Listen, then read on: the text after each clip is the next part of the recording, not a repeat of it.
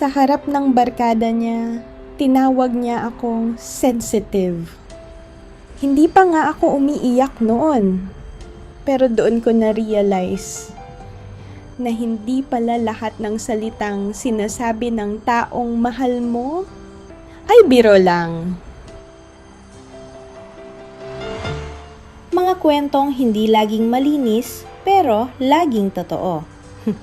Heartline Stories PH. May nag-message sa Heartline Stories PH. Hindi niya sinabi ang tunay niyang pangalan. Sabi niya, matagal na daw niyang gustong ikwento ito. Pero ngayon lang siya nagkaroon ng lakas ng loob. Kaya tawagin na lang natin siyang Andrea. Ito ang kwento niya. 3 taon kaming magkarelasyon ni Mark. Noong una, masasabi kong masaya kami. Siya yung tipo ng lalaking madaling pakisamahan. Palabiro. Mahilig mang-asar. At ako naman, yung tipong madaling matawa. Kaya nung nagsisimula pa lang kami, parang swak kami sa isa't isa. Halos lahat ng lakad namin may tawanan. Minsan simpleng karinderya lang sa kanto. Minsan tambay sa labas ng convenience store habang umiinom ng malamig na soft drinks. Simple lang, pero masaya. Hanggang sa dumating yung unang pagkakataon na napahiya ako dahil sa biro niya. Isang gabi, kasama namin ang barkada niya sa dinner. Kwento dito, tawanan doon. Hanggang sa napunta ang usapan sa plano naming out of town noong nakaraang buwan. Bigla niyang sinabi habang tumatawa, "Alam niyo ba ginawa nito?" Tumingin sa akin ng lahat. Na-late kami sa bus kasi nagkamali siya ng oras ng alarm. Tumawa ang barkada niya. May nagbiro pa. "Uy, Andrea, sabog ka pala?" Ngumiti lang ako. Pero sa loob ko, medyo nahiya ako. Pagkatapos ng dinner, sinabi ko yon kay Mark. "Medyo nahiya ako kanina," sabi ko. Pero tumawa lang siya. "Grabe ka naman," sagot niya. "Sensitive ka lang." Noong una, hindi ko iyon masyadong pinansin. 3 salita lang naman. Pero napansin kong madalas niya na yung sabihin. Kapag may biro siyang sumobra, sensitive ka lang. Kapag may sinabi siyang nakasakit sa akin, sensitive ka lang. Kapag tahimik ako dahil hindi ko nagustuhan ang sinabi niya, sensitive ka lang. Unti-unti, parang naging normal na sa kanya ang linyang iyon. At unti-unti rin, nagsimula akong mag-isip. Baka nga ako ang problema. May mga gabi na sinusubukan kong ipaliwanag ang nararamdaman ko. Hindi naman sa nagrereklamo ako. Sabi ko minsan, habang nag-uusap kami sa phone.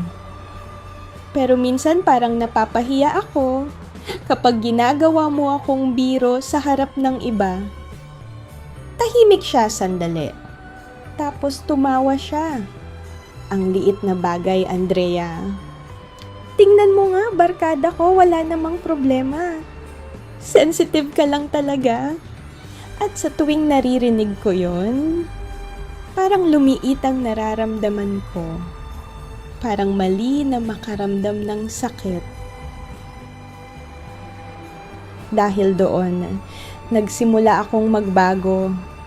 Hindi ko na sinasabi kapag nasasaktan ako. Kapag may biro siyang hindi ko gusto, tumatawa na lang ako. Kahit minsan gusto ko nang umiyak kapag may sinabi siyang parang mali. Hindi ko na kinokontra kasi sa isip ko, baka nga ako lang ang gumagawa ng problema. Hanggang sa dumating ang gabi na hindi ko makakalimutan. Birthday yon ng isa sa barkada niya. May maliit na salusalo. May inuman. Masaya ang lahat. Hanggang sa may nagtanong kung paano daw kami nagkakilala. May nagbiro pa. Uy, Mark, paano mo natitiis si Andrea? Tumawa ang lahat. At sumagot si Mark habang nakangiti. Tiyaga lang talaga. Konting biro lang kasi dito, nagtatampo agad. May nagdagdag pa. Drama queen pala. At doon, narinig ko ulit ang linyang matagal ko nang kinikimkim. Sensitive lang kasi. Sa sandaling iyon, hindi ako nagsalita. Hindi rin ako umiyak. Tahimik lang ako habang nakaupo sa mesa. Pero sa loob ko, parang may biglang nagbukas na pinto. 3 taon. 3 taon kong pinaniwalaan na ako ang mali. Na ako ang masyadong emosyonal. Na ako ang may problema.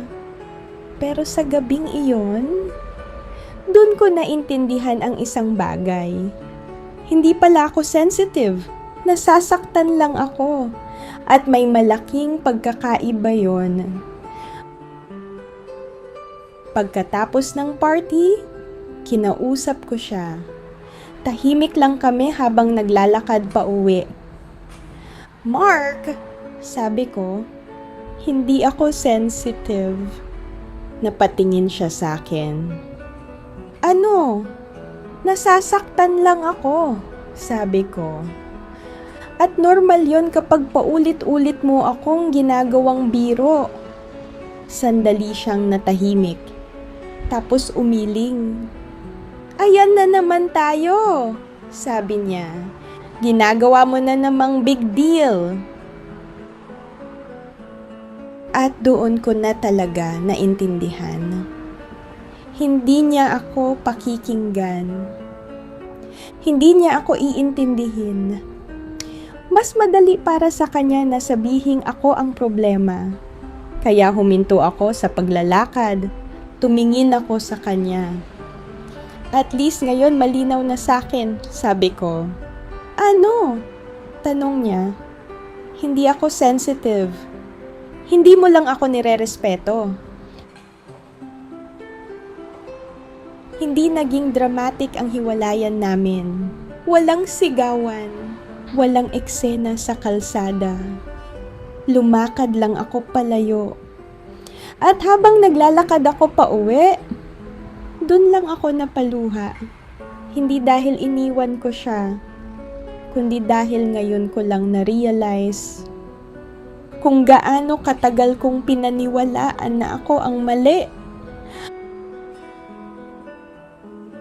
Minsan, hindi ka sisirain ng isang malaking kasinungalingan. Minsan, sisirain ka ng maliliit na salitang paulit-ulit mong naririnig. Sensitive ka lang. Ang drama mo.